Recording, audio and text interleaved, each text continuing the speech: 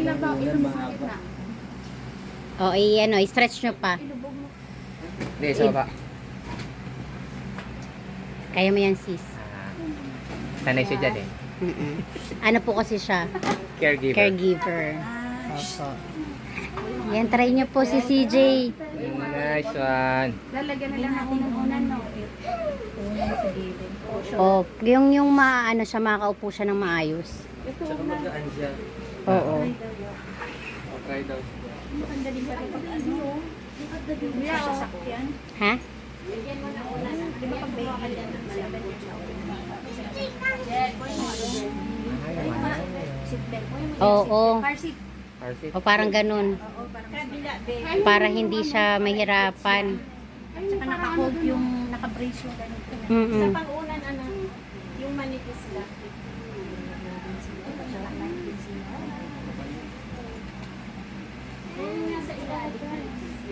Alam niyo po ba yung tahan ng walang hagdanan? Yun po atay nakita natin kanina. Gusto nga sana namin mag-park dun.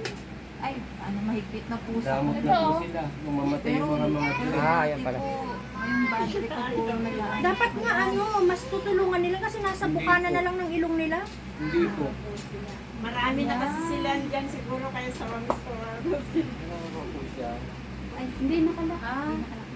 Ay, baka hindi po nakalaka. Yan. Yan. Dapat pala mabilan siya ng ano, no, yung pinaka ano sa harap. Ano?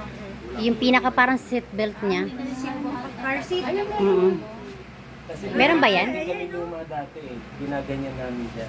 Ay, stroller pala yun, no? Meron ba siya, sis? Seatbelt?